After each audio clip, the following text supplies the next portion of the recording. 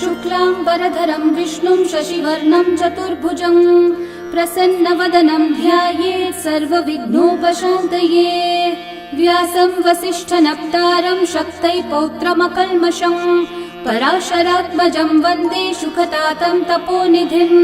व्यासाय विष्णुरूपाय व्यासरूपाय विष्णवे नमो वै ब्रह्मनिधये वासिष्ठाय नमो नमः।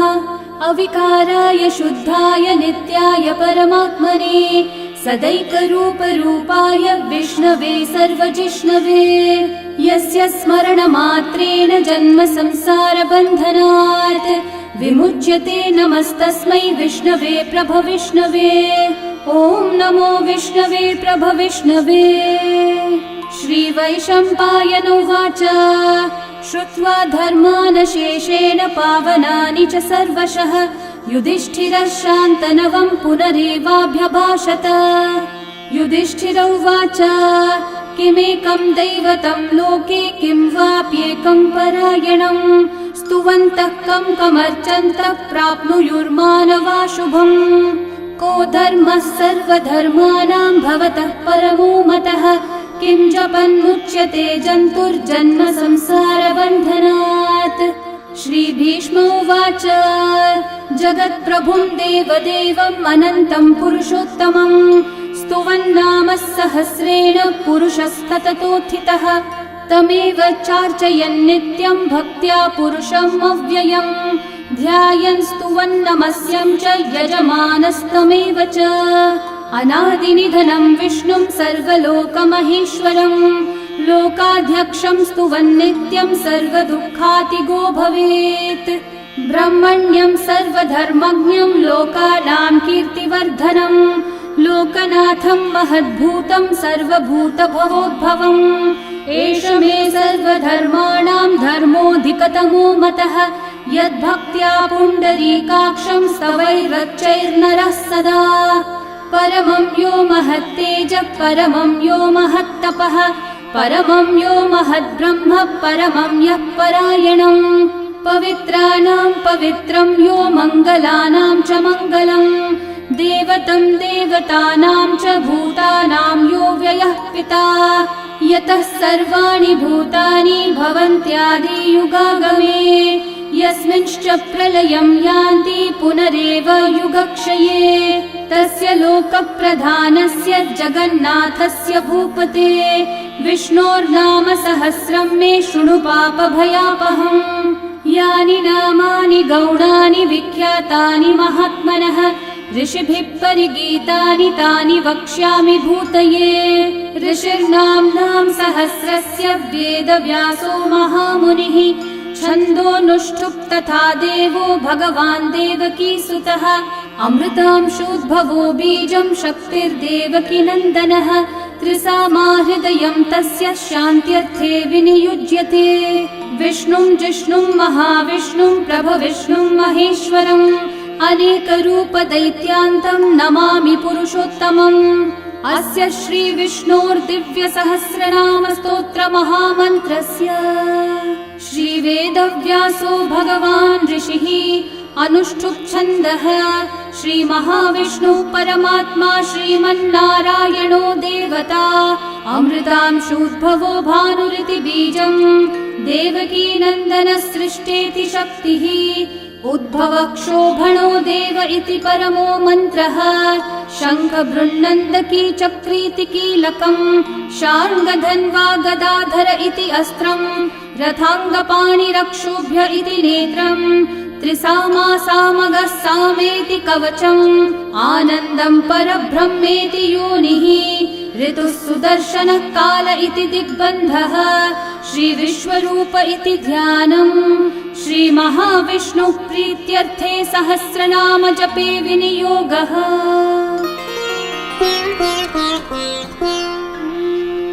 ध्यानम् क्षीरोधन्वत्प्रदेशे शुचिमणिविलसत्सैकते मौक्तिकानां माला क्लृप्तासनस्थस्फटिकमणिनिभैर्मौक्तिकैर्मण्डिताङ्गः शुभ्रैरभ्रैरतभ्रैरुपरि विरचितैर्मुक्तपीयूषवर्षैः आनन्देन पुनीयादरिनलिनगदा शङ्खपाणिर्मुकुन्दः बुःपादौ यस्य नाभिर्वियदसुरनिलश्चन्द्रसूर्यौ च नेत्रे कर्णावाशाः शिरौ द्योर्मुखमपि दहनो यस्य वास्तेयमब्धिः अन्तस्थं यस्य विश्वं सुरनरखगो भोगि गन्धर्वदैत्यैः चित्रं रम्यते तं त्रिभुवन विपुषं विष्णुमीशं नमामि।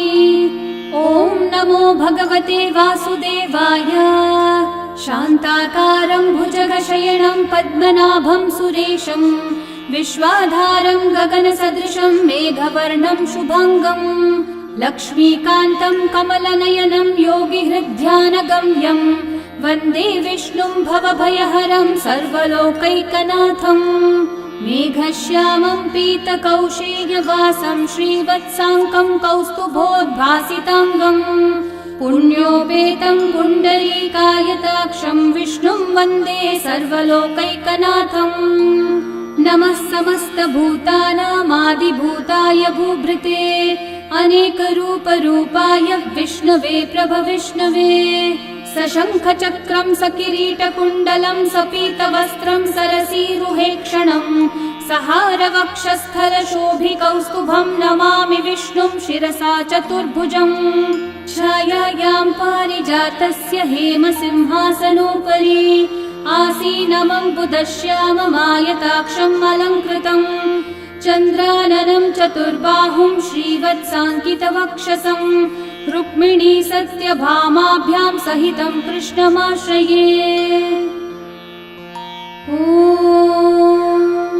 विश्वं विष्णुर्वषट्कारो भूतभव्यभवत्प्रभुः भूतकृद्भूतभृद्भावो भूतात्मा भूतभावनः भूतात्मा परमात्मा च मुक्तानां परमागतिः अव्ययः पुरुषः साक्षी क्षेत्रज्ञोऽक्षर एव च योगो योगविदां नेता प्रधानः पुरुषेश्वरः नारसिंहः वपुः श्रीमान् केशवः पुरुषोत्तमः सर्वः शर्वः शिवस्थाणोर्भूतादिर्निधिरव्ययः सम्भवो भावनो भर्ता प्रभवः प्रभुरीश्वरः स्वयंभू शम्भुरादित्यः पुष्कराक्षो महास्वनः अनादिनिधनो धाता विधाता धातुरुत्तमः अप्रमेयो ऋषिकेशः पद्मनाभोऽमरः प्रभुः विश्वकर्मा मनुस्त्वष्टा स्थविष्ठस्थविरो ध्रुवः अग्राह्यः शाश्वतः कृष्णो लोहिताक्षः प्रतर्दनः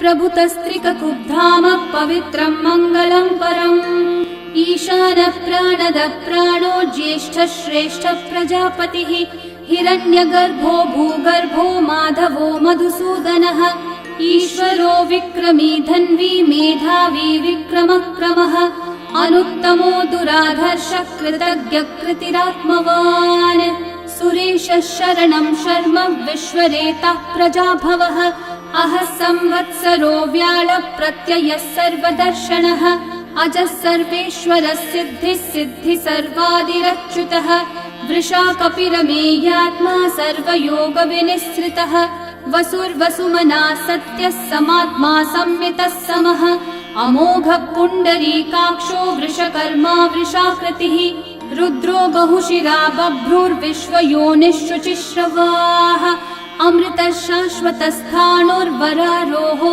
महातपाः सर्वगः सर्वविद्भानुः विश्वक्सेनो जनार्दनः वेदो वेदविदव्यङ्गो वेदाङ्गो वेदवित्कविः लोकाध्यक्षः सुराध्यक्षो धर्माध्यक्षः कृताकृतः चतुरात्मा चतुर्व्यूहश्चतुर्दंष्ट्रश्चतुर्भुजः भ्राजिष्णुर्भोजनं भोक्ता सहिष्णुर्जगदादिजः अनघो विजयो जेता विश्वयोनिः पुनर्वसुः उपेन्द्रो वामनः प्रांशुरमोघः शुचिरूर्चितः अतीन्द्रः सङ्ग्रहः सर्गो धृतात्मा नियमो यमः वेद्यो वैद्यः सदा योगी वीरः माधवो मधुः अतीन्द्रियो महामायो महोत्साहो महाबलः महाबुद्धिर्महावीर्यो महाशक्तिर्महाद्युतिः अनिर्देश्य वपुः श्रीमान् अमेयात्मा महाधृतक् महेश्वासो महीभर्ता श्रीनिवासः सतां गतिः अनिरुद्धः सुरानन्दो गोविन्दो गोविदाम्पतिः मरीचिर्दमनोहंसः सुपर्णो भुजगोत्तमः हिरण्यनाभः सुतपः पद्मनाभः प्रजापतिः अमृत्युः सर्वदृक्सिंहः सन्धाता सन्धिमान् स्थिरः अजो दुर्मशनः शास्ता विश्रुतात्मा सुरारिः गुरुर्गुरुतमो धामः सत्यः सत्यः पराक्रमः निमिषो निमिषस्रग्वी वाचस्पतिरुदारधीः अग्रणीर्ग्रामणी श्रीमान् न्यायो नेता समीरणः सहस्रमूर्धा विश्वात्मा सहस्राक्षः सहस्रपात् आवर्तनो निवृत्तात्मा संवृतः सम्प्रमर्दनः अहः संवर्तको वह्निरनिलो धरणीधरः सुप्रसादः प्रसन्नात्मा विश्वदृग्विश्वभुग्विभुः सत्कर्ता सत्कृतः साधुर्जन्मोर्नारायणो नरः असंख्येयो प्रमेयात्मा विशिष्टः शिष्टकृच्छुचिः सिद्धार्थः सिद्धसङ्कल्पः सिद्धिदः सिद्धिसाधनः वृषाही वृषभो विष्णुर्वृषपर्वा वृषोदरः वर्धनो वर्धमानश्च विविक्तः श्रुतिसागरः सुभुजो दुर्धरो वाग्मी महेन्द्रो वसुदो वसुः नैकरूपो बृहद्रूपः क्षिपिविष्टप्रकाशनः ओजस्तेजोद्युतिधरः प्रकाशात्मा प्रतापनः रिद्धस्पष्टाक्षरो मन्त्रश्चन्द्रांशूर्भास्करद्युतिः अमृतांशूद्भवो भानुर्शशबिन्दुः सुरेश्वरः औषधं जगतः सेतुः सत्यधर्मः पराक्रमः भूतभव्यभवन्नाथः पवनः पावनो नलः कामः कामकृत्कान्तः कामः कामप्रदः प्रभुः युगादिकृद्युगावर्तो नैकमायो महाशनः अदृश्यो व्यक्तरूपश्च सहस्रजिदनन्तजित् इष्टो विशिष्टशिष्टेष्ठः शिखण्डी नहुषो वृषः क्रोधः क्रोधकृत्कर्ता विश्वबाहुर्महीधरः अच्युतः प्रथितः प्राणः प्राणदो वासवानुजः अपान्निधिरधिष्ठानम् अप्रमत्तः प्रतिष्ठितः स्कन्दः स्कन्दद्धरो धुर्यो वरदो वायुवाहनः वासुदेवो बृहद्भानुरादिदेवः पुरन्दरः अशोकस्थारणस्थारः शूरः शौरिर्जनेश्वरः अनुकूलः शतावर्तः पद्मी पद्मनिभीक्षणः पद्मनाभोरविन्दाक्षः पद्मगर्भः शरीरभृत् महर्धिरिग्धो वृद्धात्मा महाक्षो गरुडध्वजः अतुलः शरभो भीमः समयज्ञो हविर्हरिः सर्वलक्षणलक्षण्यो लक्ष्मीवान् समितिञ्जयः विक्षरो रोहितो मार्गो हेतुर्दामोदरः सहः महीधरो महाभागो वेगवानमिताशनः उद्भवक्षोभणो देवः श्रीगर्भः परमेश्वरः करणं कारणं कर्ता विकर्ता गहनो गुहः व्यवसायो व्यवस्थानः संस्थानस्थानदो ध्रुवः परर्धि परमस्पष्टः तुष्टः पुष्टः शुभेक्षणः रामो विरामो विरतो मार्गो नेयो नयो नयः वीरशक्तिमतां श्रेष्ठा धर्मो धर्मविदुत्तमः वैकुण्ठः पुरुषः प्राणः प्राणदः प्रणवपृथुः हिरण्यगर्भः शत्रुघ्नो व्याप्तो वायुरधोक्षजः ऋतुः सुदर्शनः कालः परमेष्ठी परिग्रहः उग्रः संवत्सरो दक्षो विश्रामो विश्वदक्षिणः विस्तारस्थावरस्थाणु प्रमाणं बीजमव्ययम् अर्थोऽनर्थो महाकोशो महाभोगो महाधनः अनिर्विण्णस्थविष्ठो भूर्धर्मयूपो महामखः नक्षत्रनेमिर्नक्षत्री क्षामः समीहनः यज्ञयुज्यो महेज्यश्च क्रतुः सत्रं सताङ्गतिः सर्वदर्शी विमुक्तात्मा सर्वज्ञो ज्ञानमुत्तमम् सुहृतः सुमुखः सूक्ष्मः सुघोषः सुखदः सुहृत् मनोहरो जितक्रोधो वीरबाहुर्विदारणः स्वापनः स्ववशो व्यापी नैकात्मा नैककर्मकृत् वत्सरो वत्सलो वत्सी रत्नगर्भो धनीश्वरः धर्मगुग्धर्मकृद्धर्मी सदसक्षरमक्षरम् अविज्ञाता सहस्रांशूर्विधाता कृतलक्षणः गभस्तिनेमि सत्त्वस्थः सिंहो भूतमहेश्वरः आदिदेवो महादेवो देवेशो देवभृद्गुरुः उत्तरो गोपतिर्गोप्ता ज्ञानगम्यः पुरातनः शरीरभूतभृद्भोक्ता कपीन्द्रो भूरि दक्षिणः सोमपो मृतपः सोमः पुरुजित्पुरुसत्तमः विनयोजयः सत्यसन्धो दाशारः सात्वतां पतिः जीवो विनयिता साक्षी मुकुन्दोमितविक्रमः अम्भो निधिरनन्तात्मा महोदधिशयोऽन्तकः अजो महार्हः स्वाभाव्यो जिता मित्रप्रमोदनः आनन्दो नन्दनो नन्दः सत्यधर्मा त्रिविक्रमः महर्षि कपिलाचार्य कृतज्ञो मेदिनीपतिः त्रिपदस्त्रिदशाध्यक्षो महाशृङ्गकृतान्तकृत् महावराहो गोविन्दः सुषेणः कनकाङ्गदी गुह्यो गभीरो गहनो गुप्तश्चक्रगदाधरः वेधास्वाङ्गोजितः कृष्णो दृढसङ्कर्षणोच्युतः वरुणो वारुणो वृक्षः पुष्कराक्षो महामनाः भगवान् भगहानन्दी वनमाली हलायुधः आदित्यो ज्योतिरादित्यः सहिष्णुर्गतिसत्तमः सुधन्वा खण्डपरशुर्दारुणो द्रविणप्रदः दिवस्पृक् सर्वदृग्व्यासो वाचस्पतिरयो निजः त्रिसामासामगः सामन्निर्वाणं भेषजम्भिषक् सन्न्यासकृच्छमः शान्तो निष्ठा शान्तिपरायणम् शुभाङ्गः शान्तिदः सृष्टा कुमुदः कुवलेशयः गोहितो गोपतिर्गोप्ता वृषभाक्षो वृषप्रियः अनिवर्ती निवृत्तात्मा संक्षेप्ताक्षेमकृच्छिवः श्रीवत्सवक्षा श्रीवास श्रीपति श्रीमतांवरः श्रीधर श्रीश श्रीनिवास श्रीनिधि श्रीविभावनः श्रीधर श्रीकर श्रेय श्रीमान् लोकत्रयाश्रयः स्वक्षस्वङ्गः शतानन्दो नन्दिर्ज्योतिर्गणेश्वरः विजितात्मा विधेयात्मा सत्कीर्तिश्चिन्न संशयः उदीर्णः सर्वतश्चक्षुरनीशः शाश्वतस्थिरः भूषयो भूषणो भूतिर्विशोकः शोकनाशनः अर्चिष्मान् अर्चितः कुम्भो विशुद्धात्मा विशोधनः अनिरुद्धो प्रतिरथः प्रद्युम्नोमितविक्रमः कालनेमी निहावीरः शौरी शूरजनेश्वरः त्रिलोकात्मा त्रिलोकेशः केशवः केशिहा हरिः कामदेवः कामपालः कामी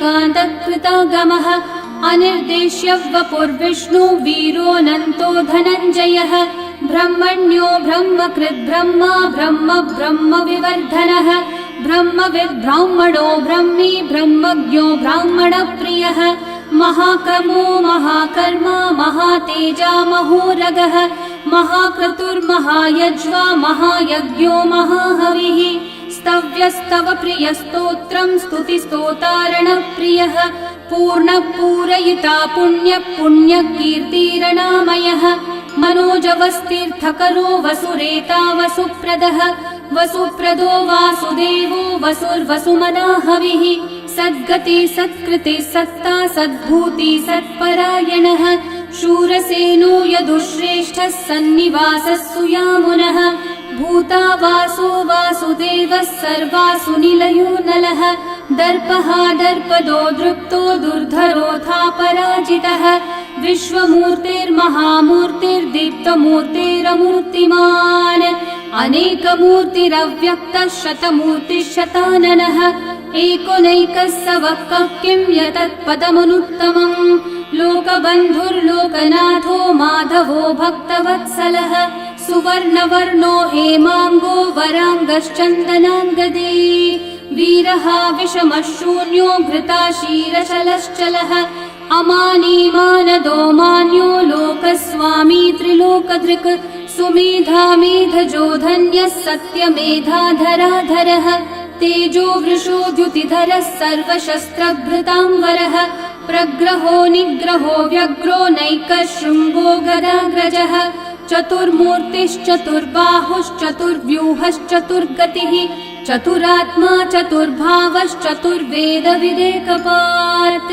समावर्तो निर्वृत्तात्मा दुर्जयो दुरतिक्रमः दुर्लभो दुर्गमो दुर्गो दुरावासो दुरारिहा शुभाङ्गो लोकसारङ्गः सुतन्तुस्तन्तुवर्धनः इन्द्रकर्मा महाकर्मा कृतकर्मा कृतागमः उद्भवः सुन्दर सुन्दो रत्ननाभः सुलोचनः अर्को वाजस्सनः शृङ्गी जयन्तः सर्वविजयी सुवर्णबिन्दुरक्षोभ्यः सर्ववागीश्वरेश्वरः महाहृदो महाकर्तो महाभूतो महानिधिः कुमुदः कुन्दरः कुन्दः पर्जन्यः पावनो निलः अमृताशोऽमृतवपुः सर्वज्ञः सर्वतोमुखः सुलभः सुव्रतः सिद्धः शत्रुजिच्छत्रुतापनः न्यग्रोधोदंवरोऽश्वत्थः चाणूरान्ध्रनिषूदनः सहस्रार्ची सप्तजिह्वा सप्तैधा सप्तवाहनः अमूर्तिरनघोचिन्त्यो भयकृद्भयनाशनः अनुर्बृहत्कृशस्थूलो गुणवृन्निर्गुणो महान् अधृतस्वधृतस्वास्य प्राग्वंशो वंशवर्धनः भारभृत्कथितो योगी योगीशः सर्वकामदः आश्रमश्रमणश्रामः सुपर्णो वायुवाहनः धनुर्धरो धनुर्वेदो दण्डो दमयिता दमः अपराजितः सर्वसहो नियन्ता नियमो यमः सत्त्ववान् सात्विकः सत्यः सत्यधर्मपरायणः अभिप्रायप्रियार्होर्हः प्रियकृत्प्रीतिवर्धनः विहाय स गतिर्ज्योतिः सुरचिर्हुतभुक् विभुः रविर्विरोचनः सूर्यः सविता रविलोचनः अनन्तो हुतभुग्भोक्ता सुखदो नैकजोऽग्रजः अनिर्विण्णः सदा मर्षि लोकाधिष्ठानमद्भुतः सनातनतमः कपिलः कपिरव्ययः स्वस्तिदः स्वस्तिकृत् स्वस्ति स्वस्ति भुक् स्वस्ति दक्षिणः अरौद्रः कुण्डली चक्री विक्रमयूर्जितशासनः शब्दातिगः शब्दसः शिशिरः शर्वरीकरः अक्रूरः पेशलो दक्षो दक्षिणः क्षमिनाम्बरः विद्वत्तमो वीतभयः पुण्यश्रवणकीर्तनः उत्तारणो दुष्कृतिः पुण्यो दुःस्वप्ननाशनः वीरः रक्षणः सन्तो जीवनः पर्यवस्थितः अनन्तरूपोऽनन्तश्रीर्जितमन्युर्भयापहः चतुर्रश्रो गभीरात्मा विदिशो व्यादिशो दिशः अनादिर्भूर्भुवो लक्ष्मी सुवीरो रुचिराङ्गदः जननो जनजन्मादि भीमो भीमपराक्रमः आधारनिलयो धाता पुष्पहास प्रजागरः ऊर्ध्वगः सत्पथाचारः प्राणदः प्रणवप्पणः प्रमाणं प्राणनिलयं प्राणभृत् प्राणजीवनः तत्त्वं तत्त्वविदेकात्मा जन्म मृत्युजरातिगः भूर्भुवः स्वस्तरुस्तारः सविता प्रपितामहः यज्ञो यज्ञपतिर्यज्वा यज्ञाङ्गो यज्ञवाहनः यज्ञभृद्यज्ञकृद्यज्ञी यज्ञभुग्यज्ञसाधनः यज्ञातकृद्यज्ञगुह्यामन्नमन्नादयेव च आत्मयोनिः स्वयं जातो वैखानः सामगायनः देवकीनन्दनः सृष्टा शितीशः पापनाशनः शङ्खबृन्नन्दकी चक्री शार्ङ्गधन्वा गदाधरः रथाङ्गपाणिरक्षोभ्यः सर्वप्रहरणायुधः सर्वप्रहरणायुध ॐ नम इति वनमाली गदी शार्ङ्गी शङ्खी चक्री च नन्दकी श्रीमान्नारायणो विष्णुर्वासुदेवोऽभिरक्षतु वनमाली गदी शार्ङ्गी शङ्खी चक्री च नन्दकी श्रीमान्नारायणो विष्णुर्वासुदेवोऽभिरक्षतु वनमाली गदी शार्ङ्गी शङ्खी चक्री च नन्दकी श्रीमान्नारायणो विष्णुर्वासुदेवोऽभिरक्षतु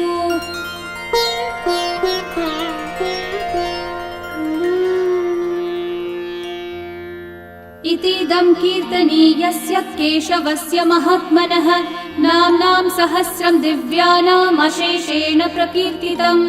य इदं शृणुयान् नित्यं यश्चापि परिकीर्तयेत् नाशुभं प्राप्नुयात् किञ्चित् सोमुत्रेह च मानवः।